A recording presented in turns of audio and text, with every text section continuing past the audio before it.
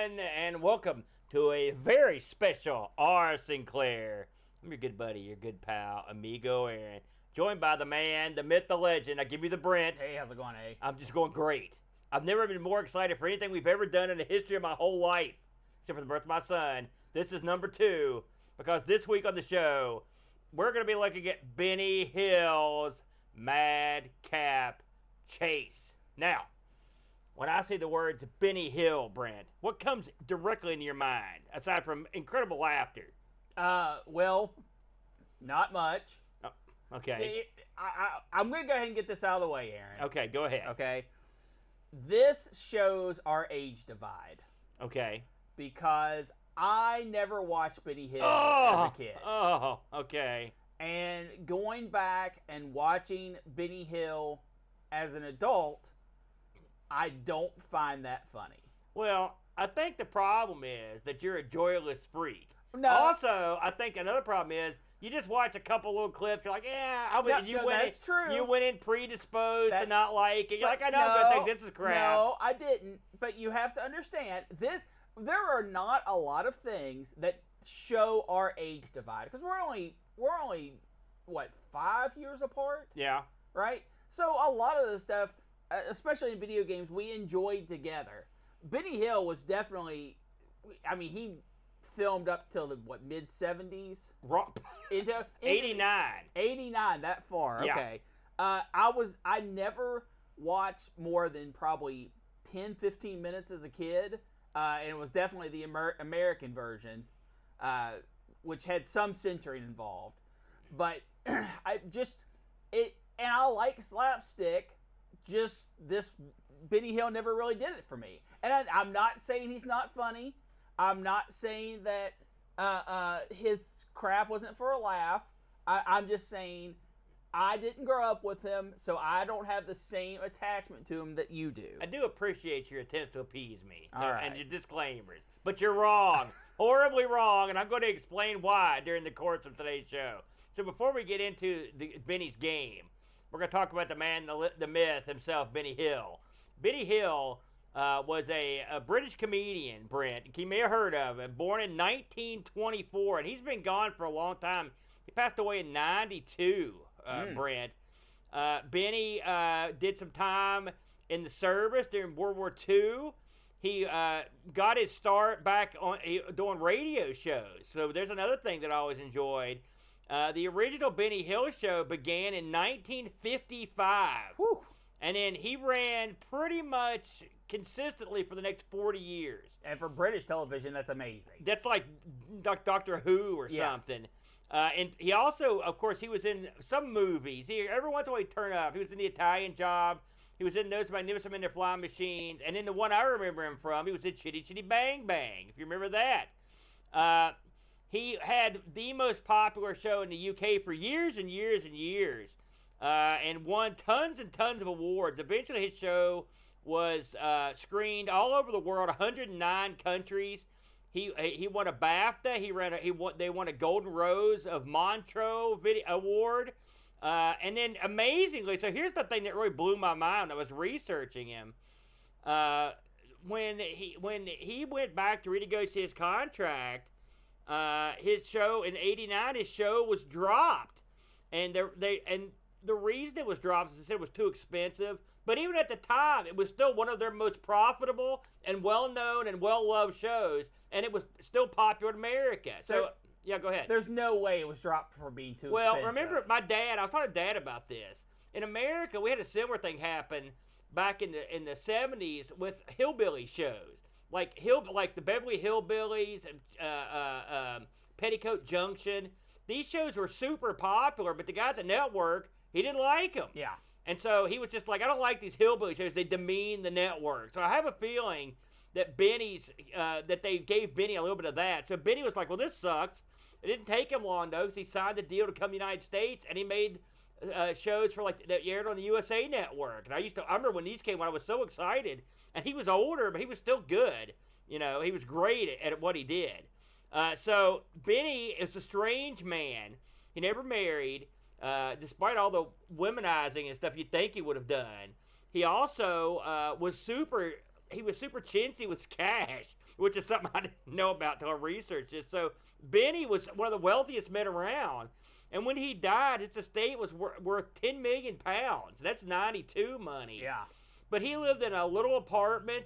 He didn't have a car. And he was so cheap, he wouldn't fix his mom's roof because they wanted too much. Like, he ate like practically nothing. He also didn't like to travel. Johnny Carson was a big fan of Benny Hill. They asked him to come on the show many, many times. Benny refused. He didn't want to pay for the flight. He didn't want to. They would have to go all the way over there and come all the way back. I looked to find interviews with Benny. I felt like maybe 2 or 3. There were very, very few interviews because he didn't like to do interviews. He also didn't like to work in front of a live audience. All those shows were like basically like they were taped like TV shows were. He was known for these crazy limericks and songs. He usually got these. He wrote almost all of them, and he almost always got them on the first take. And if you watch the shows, that's incredible because they're complicated. You know, refrain after refrain on these things. He, his comedy was what you would refer to today as a burlesque style comedy. Burlesque comedy came out of the touring days of entertainment, where you would have sexy girls, people that sang, people that danced, like body humor and stuff. But that's what Benny was known for. He was known for having really sexy girls in various states of undress on the show.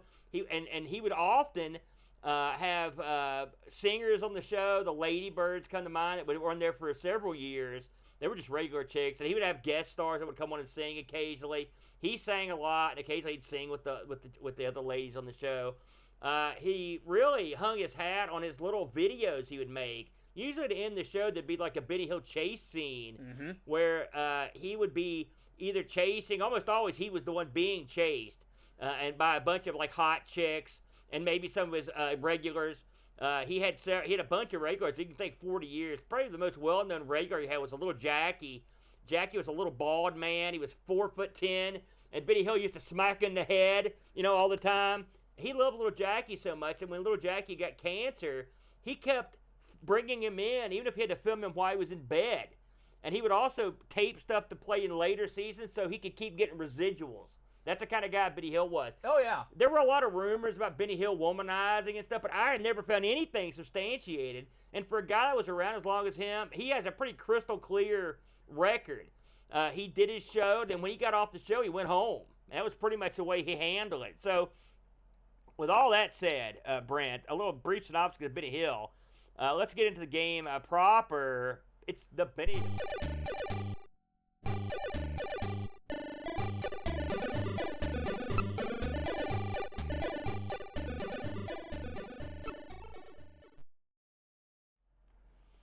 All right, now, you may be thinking to yourself, wait a minute, Amigo Aaron and the Brent. Benny Hill's Madcap Chase had no music, and you're right. But Happy Coding turned us on to a version of this game that was released for the 128K that actually added in Yakety sax. Yes. Which is that song is so closely related to the Benny Hill show that some people just call it the Benny Hill song. Yeah. That's basically what it is. Yeah. So that's pretty much the song that accompanies the majority of his shows. They're almost always in there. So let's talk about this game, Brent. The Benny Hill's Madcap Chase.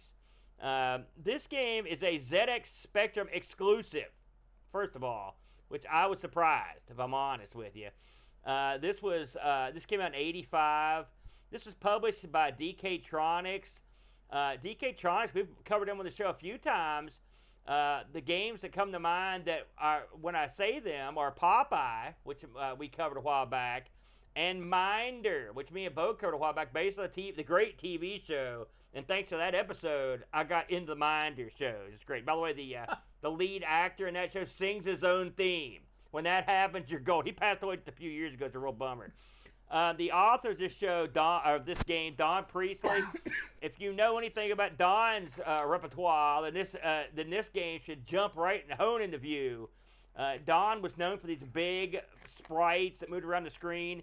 Probably the biggest game he worked on, aside from Minder, was Trapdoor, the Trapdoor game based on the show.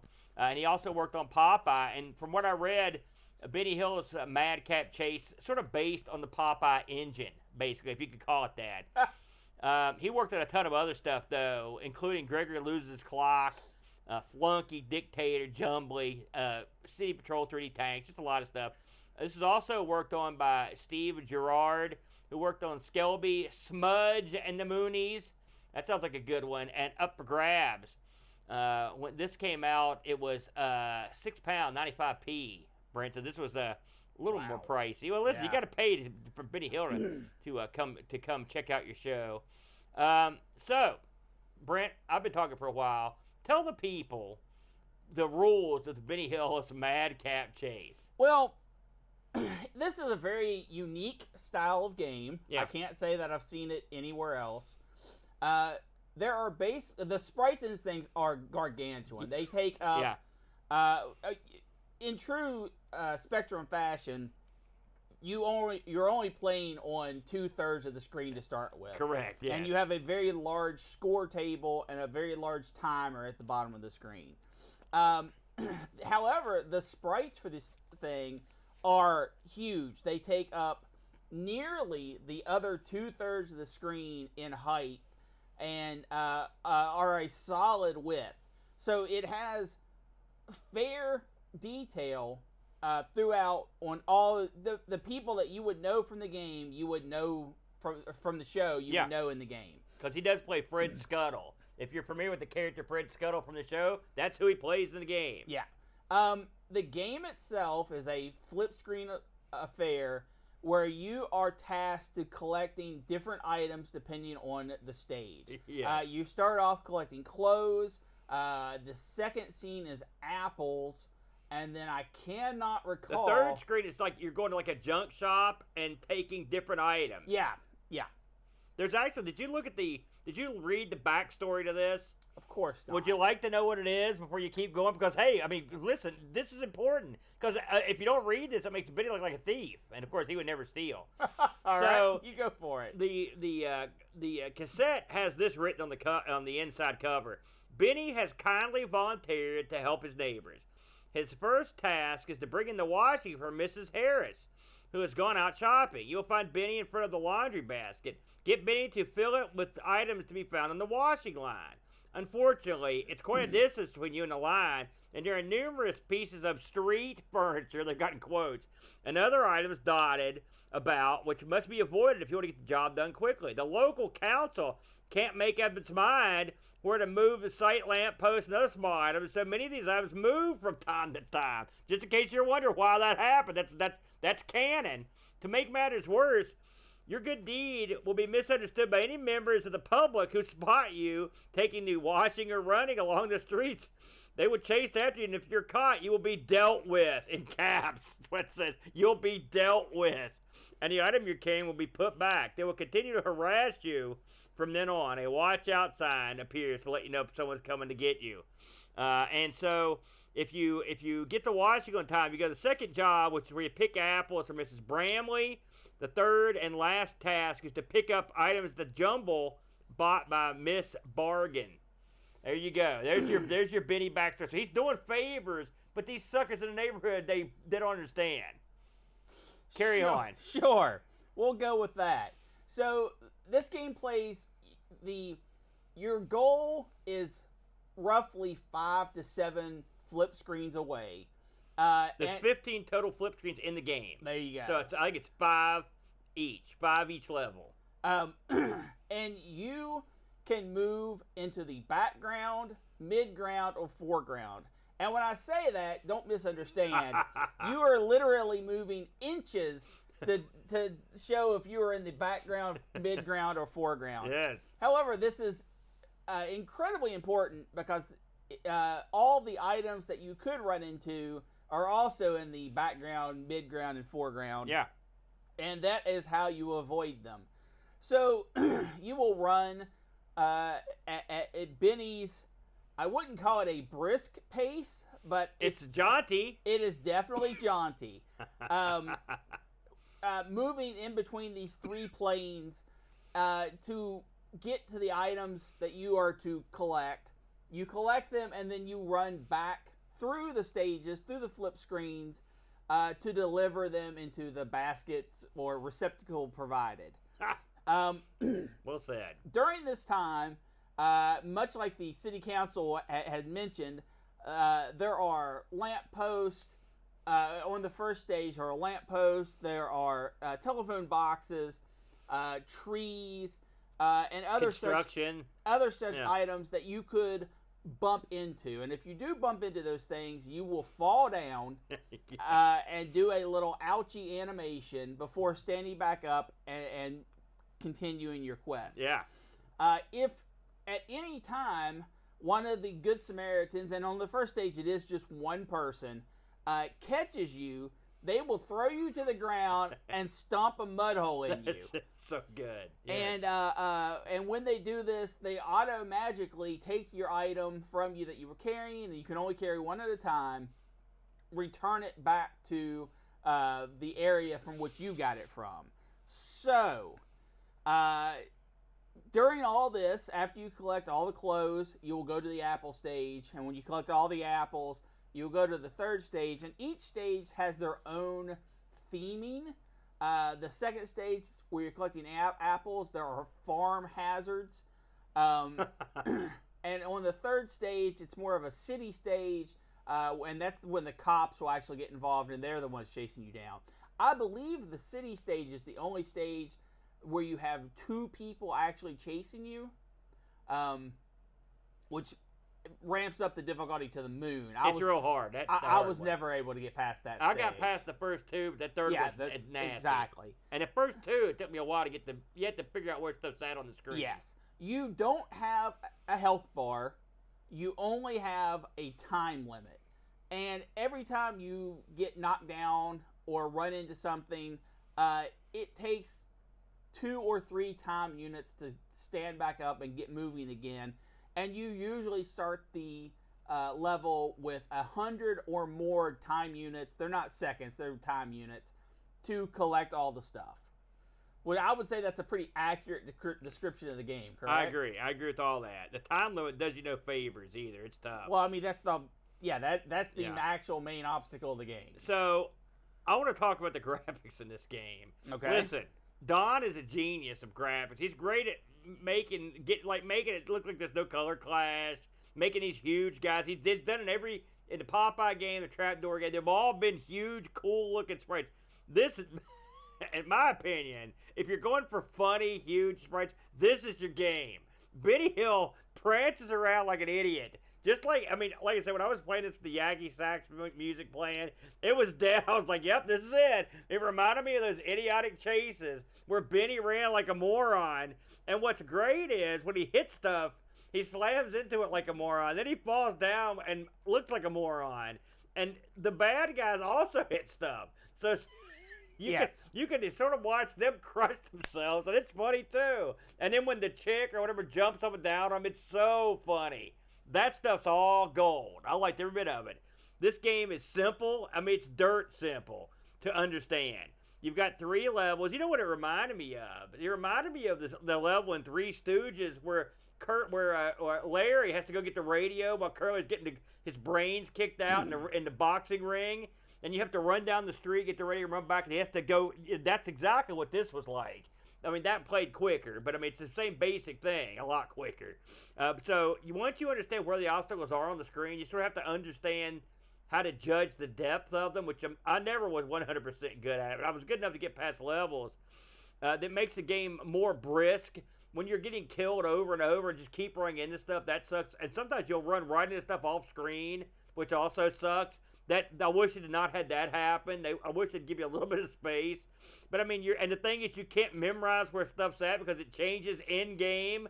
Right in the middle of the level, and you're way back, the light post and the wall may move, which I'm not sure. I guess I would have liked the game more if that didn't happen, but the game would have been a lot easier if that didn't happen too. Yes. There is some sound. There's not much sound, but it's, if you play the Yakety sax version, that's the one to get. Because that one, you've got something to listen to. And the good thing about that song is it never gets old. But there's 3 levels.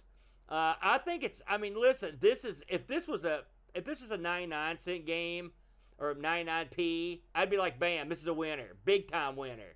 £6, I don't know, then you're going. This is one of those games. I mean, the thing is, you can load this up and have a play, have a good time, which is what I did, and played. I played more than I care to admit.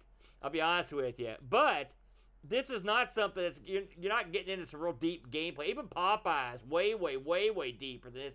So is Trapdoor. I mean, this for me, who doesn't like to be confused or lost, I loved it. But it's as low end on the game scale. It's eerily similar that we played this the same night that we also played Dragon's Lair, because there's not a ton of difference between the two games.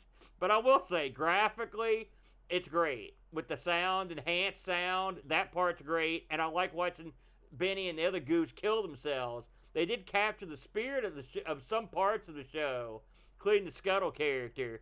But it's probably not for everyone. You could probably get like I said, a kid in front of it. They might get a kick out of it. I'm guessing by the look on your face, you weren't as fond of this one. This was garbage. Oh, come on.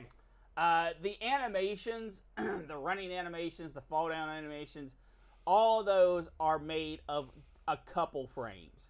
You're not getting. Don't think you're getting some kind of smooth awesomeness. Every time. It was nice that the bad guys per level did have their own run into stuff animations. I did appreciate that. But it's bad. Okay. I wouldn't say it's bad. It's simple. No, and I'm trying to center myself here. Oh boy. Because I don't want to get angry. But knowing now that this was a $7 game, £7. Yeah. That's way more than $7. You're buying Benny Hill because the gameplay in this is trash. It's there's nothing here. Yes, running into somebody and seeing them fall down and stuff is amusing the first 2 times, 3 times. It never gets old. And I mean, if you're a brain dead, troglodyte, it might continue to be funny later on. But that's me. It's not good. And even at that level, if the game played well, I could at least still consider it an experience you can play. But it doesn't. There were several times where I would be soft locked in between a post and the bad guy. Yeah. Where the bad guy would not move. So if I tried to change planes, they would immediately start their chase animations and catch me. And I couldn't move left or right because I would immediately run into a post. So I just had to wait for the time to tick down and restart the game. Well, this should tell you something. There's a button that you program into the game that restarts the game. Well, it's funny. That's the default joystick button, too.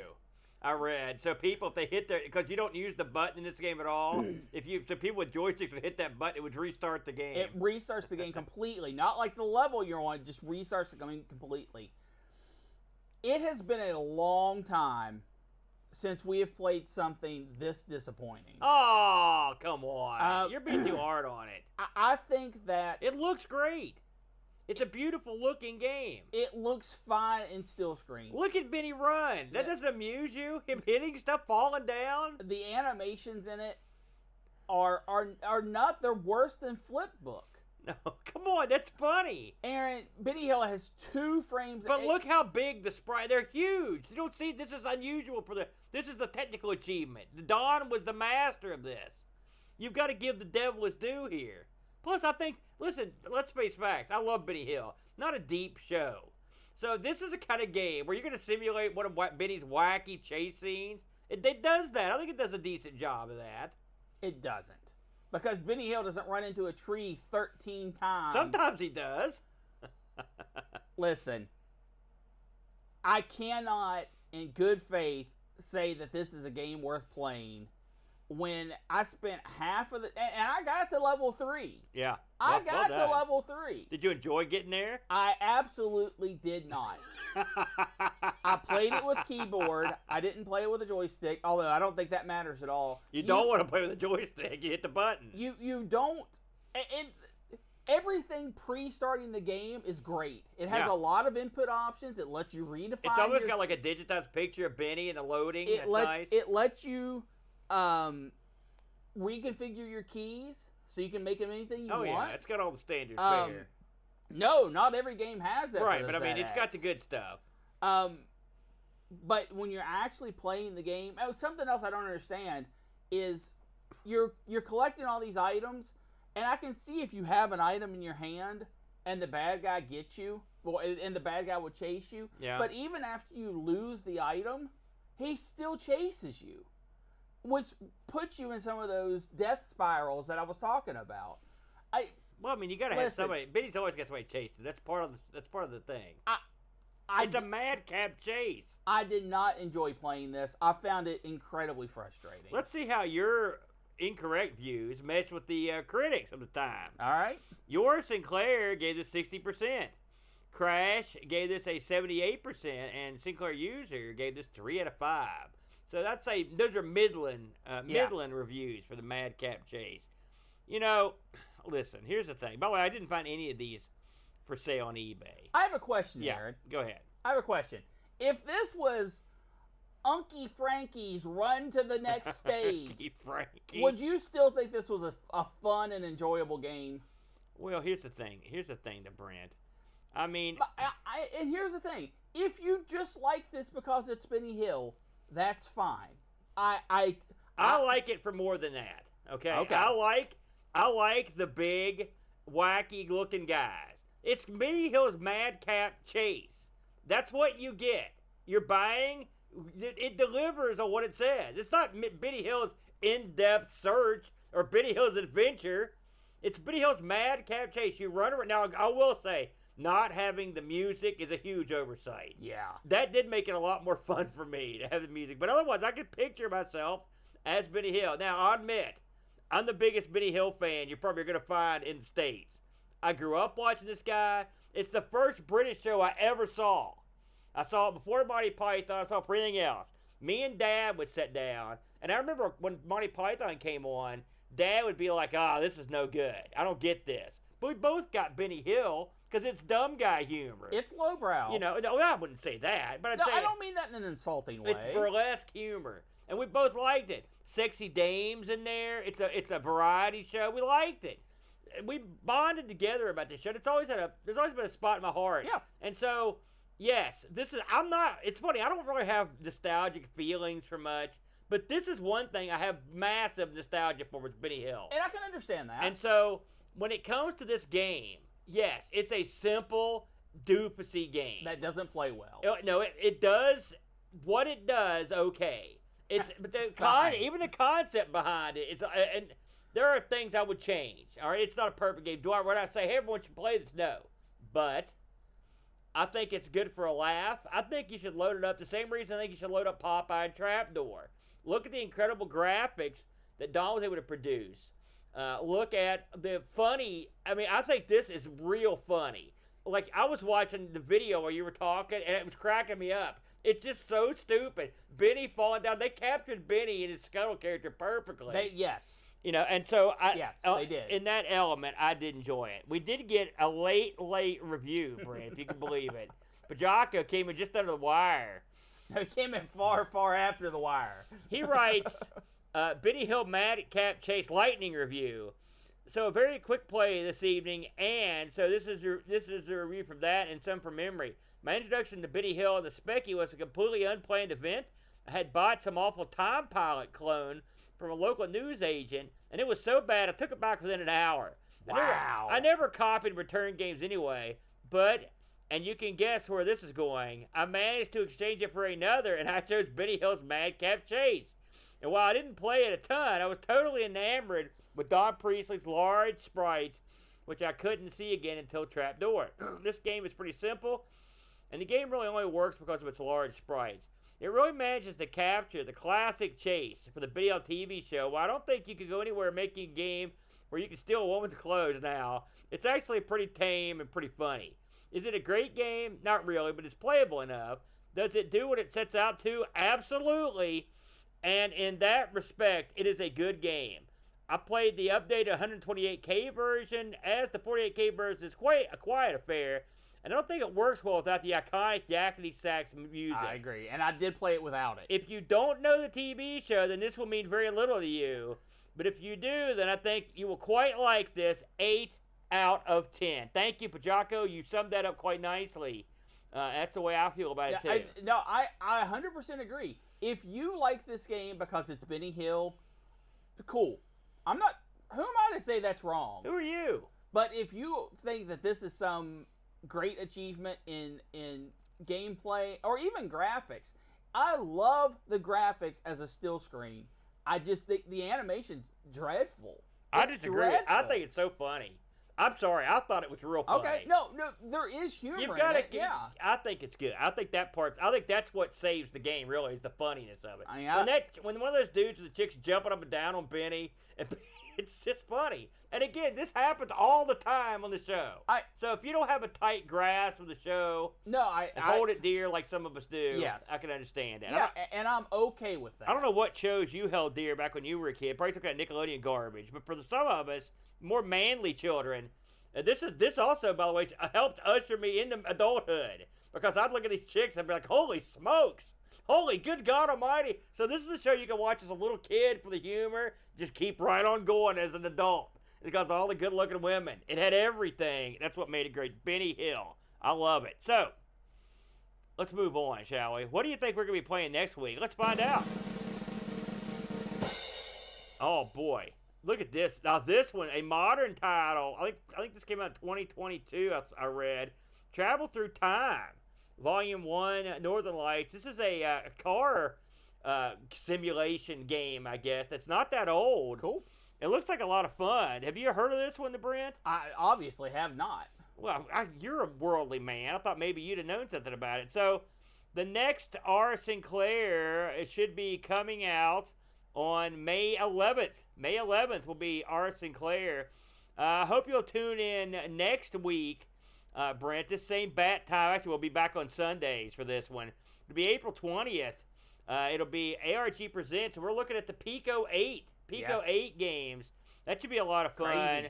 So again, if you're coming back for Our Sinclair, that's May 11th. Next week on Sunday will be Pico 8. Looking forward to that, Brent.